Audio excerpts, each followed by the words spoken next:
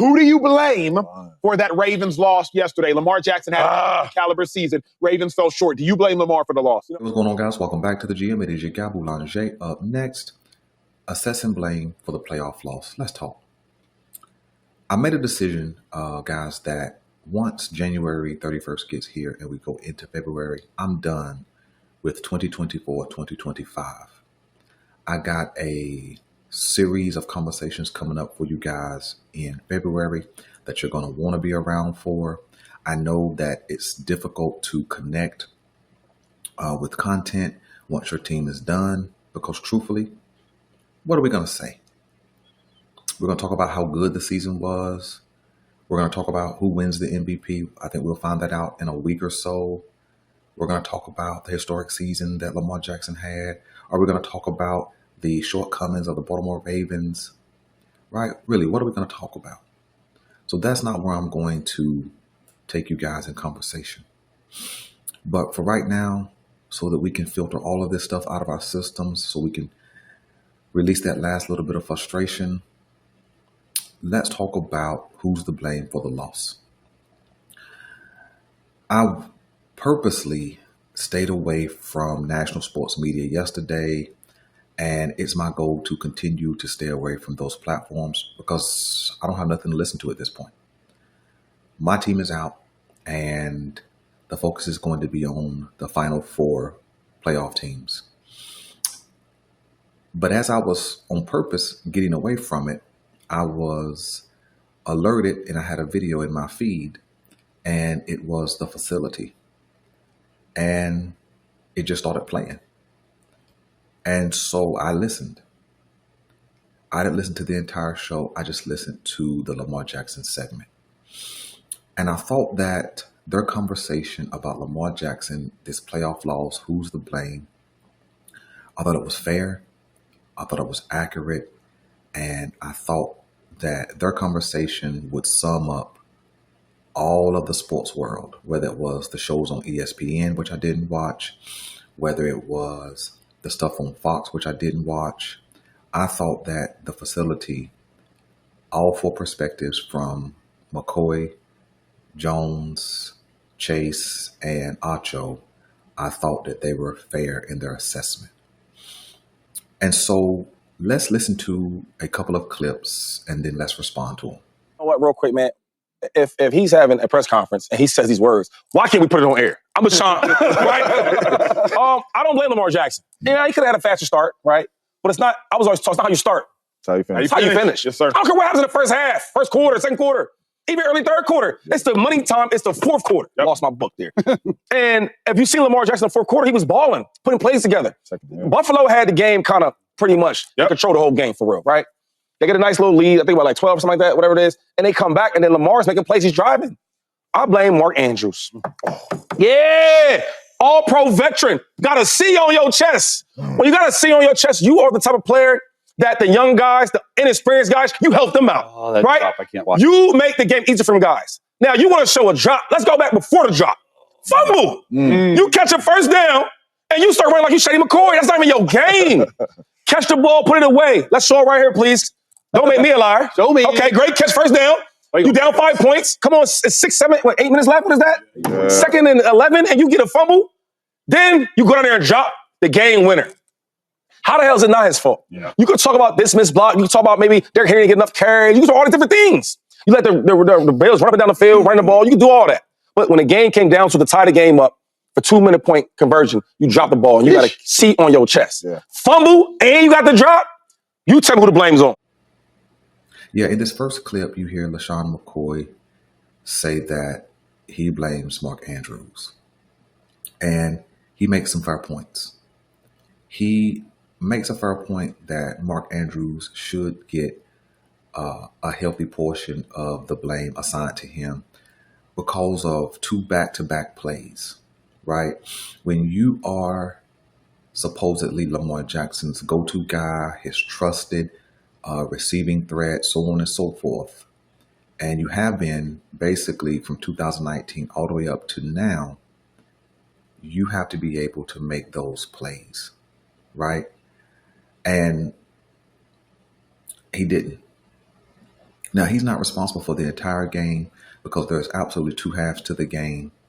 But I do agree that Mark Andrews is the blame for the loss per se,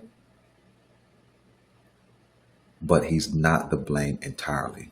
And so I do agree with what McCoy is saying. When you have developed that level of cachet, when you have that kind of team leadership around you, when the younger guys look up to you, you have to be ready and do what you're supposed to do on the field, regardless of condition. And he didn't.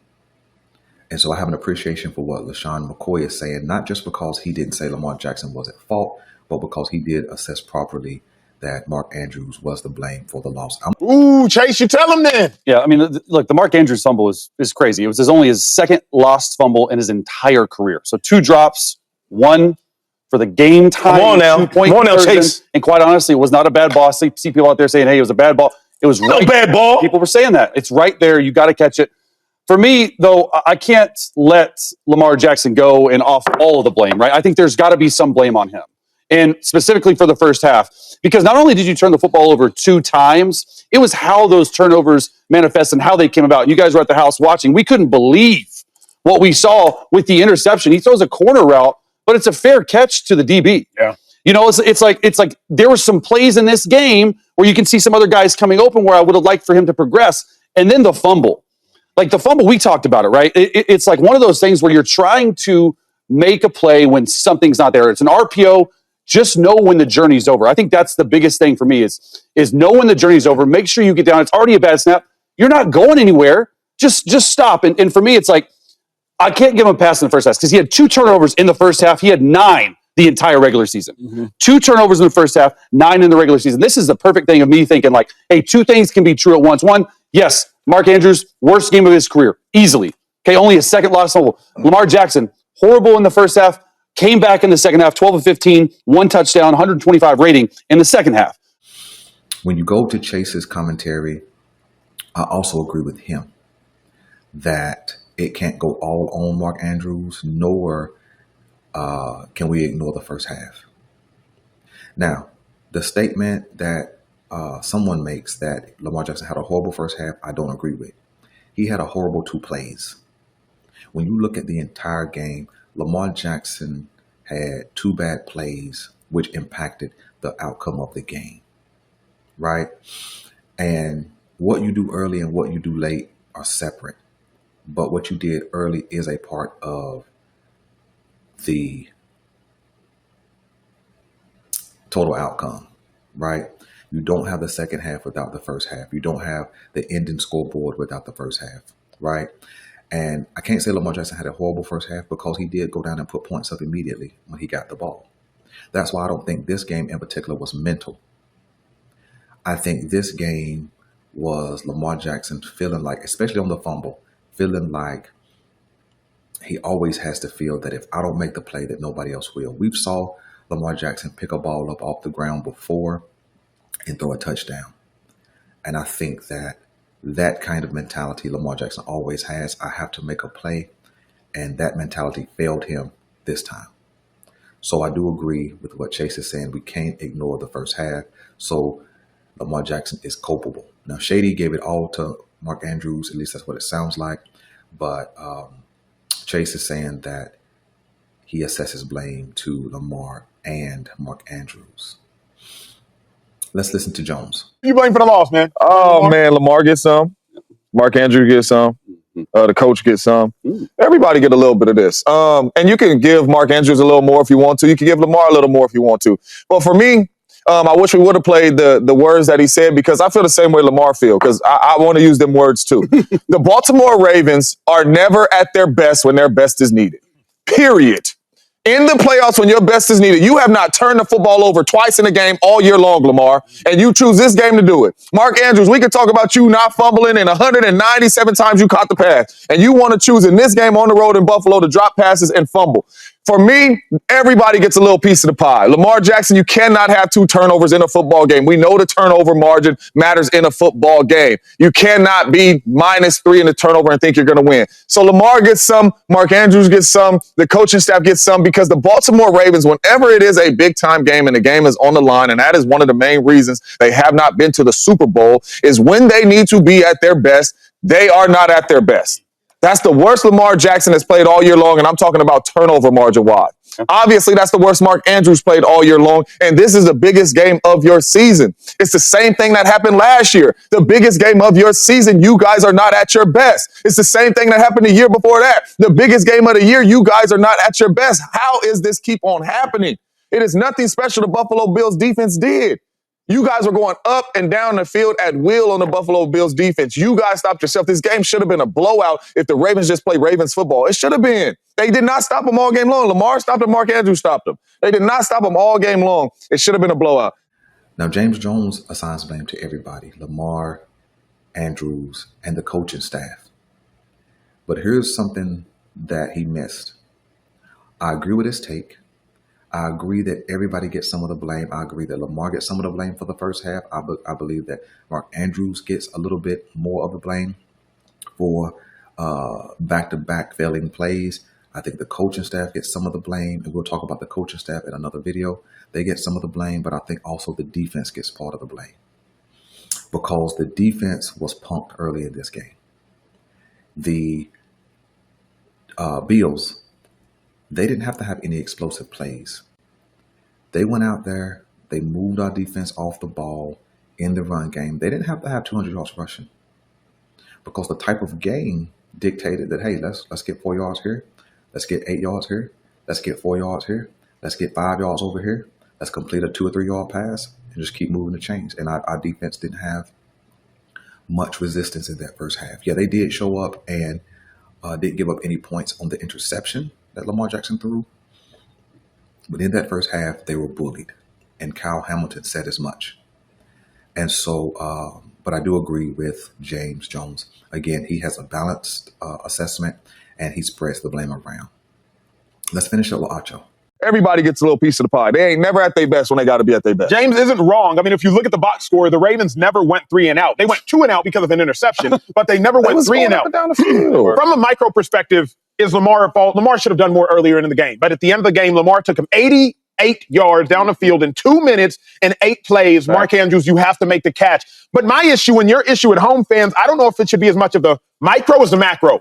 Lamar Jackson, when it matters most, for whatever reason, he doesn't show up the most. Is it coincidence? Is it causation? Or is it correlation? But Lamar Jackson has not had a 2-turnover game since last year's AFC Championship game. So y'all do the math. How in the world over the last 2 regular seasons does Lamar Jackson have 74 total touchdowns and 22 giveaways? But in the last 2 most important games of his career, he has 3 touchdowns and 4 giveaways. You got an over 3-to-1 touchdown interception ratio during those last 2 MVP caliber campaigns, of which Lamar Jackson was first team All-Pro for both of the seasons. Then in the last 2 most important games of your career, you don't even have a 1-to-1 touchdown interception ratio or touchdown to giveaway ratio. You have more giveaways than you do touchdowns. Who's at fault for last night's game? That's minutia. The bigger issue at hand is when Lamar Jackson has to play his best, he simply does not play his best. That is the greater issue because we can see another unanimous MVP caliber season. And not only did individuals at this desk tell you, but I know your friends probably told you you've never seen a Lamar like this before. Have you not? Yeah. Because in the playoffs, once again, we saw multiple giveaways. Who was at fault for yesterday? I don't necessarily care. I think it was Mark Andrews if you had to make me pick because he dropped the ball that would have tied the game. However, Lamar, when you need to play your best, in the last 2 years, you have not played your best. You listen to Acho, he takes more of a zoom out lens at this thing, and he talks about the historical context of how Lamar isn't at his very, very best in the playoffs, nor is he at nor are the Ravens at their very best in the playoffs. And I think when you zoom out and look at the historical context of what Acho is saying, it's not just a Lamar Jackson issue. It's a whole organization issue. When we need to be at our best as a team, we're just not. Right? Think about it. Lamar Jackson really, when you look at the hierarchy of QBs, right? He's the only player that can't have a bad game or have a bad couple of plays and they still win. When Lamar Jackson has a bad game, and this is true for regular season and also postseason, right? When he has a bad game, they cannot win. There is nobody that really steps in and say, Lamar Jackson, I got you until you can get up and hold it down for us, right? There was no, oh, you brought Derrick Henry in this year? There was no play where, you know what, Lamar Jackson, okay, throw that interception. Let's let him settle back in. Let's power this run game up and run the ball, right? Running game went well in the second half. But in that first half, after the interception, the run game was still struggling, right? And the coaching didn't call plays to help Lamar Jackson get settled back in, right? Think about it. And so Lamar Jackson truly is the only quarterback in the league in the higher ups, so to speak, who can't have a down game or a down couple of plays and somebody pick him up, right? Where is the play call that says, you know what, let's call these 3 plays and let our QB get settled back in? It doesn't mean you don't throw the ball. It just means let's call these 3 plays. These are settling in plays. These are plays we can get 4 or 5 yards on every time we call them, and then we can get rolling again. That don't exist for the Baltimore Ravens. We're still in that mode of it's Lamar Jackson or nothing. And that's even with Derrick Henry in the backfield. And so I do have an appreciation for what they said on the facility. I do agree. I think their statements as a collective ring true. I think Mark Andrews gets a heavy bulk of the blame because the plays he had to make were simple. He caught the ball, go to the ground, right? Just go to the ground. At that point where he was, there was no chance that he was going to power through 2 or 3 defenders and get to the end zone. So just go. You had the first down, right? You knew that they were going to be coming for the ball. You knew that the ball was wet, and he didn't complete the play. And then you turn around on the next drive and drop the ball. Easy catch. Look it in. Secure it. Go to the ground. Secure it before you go to the ground. And he didn't do that either. I do agree with Chase that you can't forget about the first half that Lamar Jackson had. He did put his team in position to tie it and or win, and his other guys let him down. Just like last year, Lamar Jackson had put his team in position to compete, and Zay put the ball on the ground on the goal line.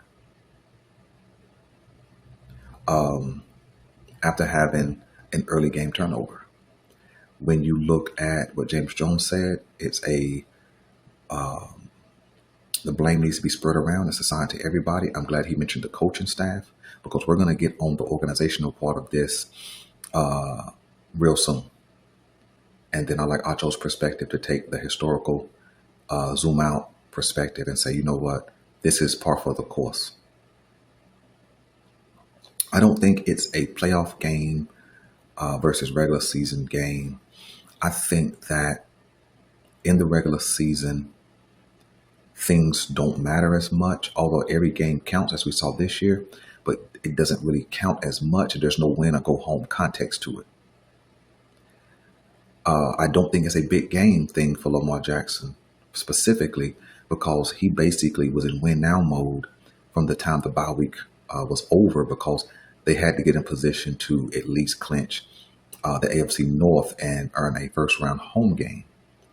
And I don't think it was mental or big game situation on Sunday, only because if it was a big game situation, once he had those 2 bad plays in the first half, he would have went into the tank contextually historic. Take 2, go. He would have went into the tank after those 2 bad plays and never got back on track and put his team in position. And so I think that what he really needs is just guys who are going to show up with him consistently, and coaches who are going to show up with him consistently. And so let me know what you guys want me to know, man. Do you guys think the perspectives they had were correct, that everybody gets some of this blame? Is it more historical, which then would speak more to coaching? Because if you got the same coach and you're underperforming historically in the Lamar Jackson era, that's more of a coaching thing. Is it just Lamar Jackson and big game jitters? Is it Mark Andrews only or James Jones? Everybody gets some of the blame. I'm Nick Boulanger. This is the GM, and I'm out.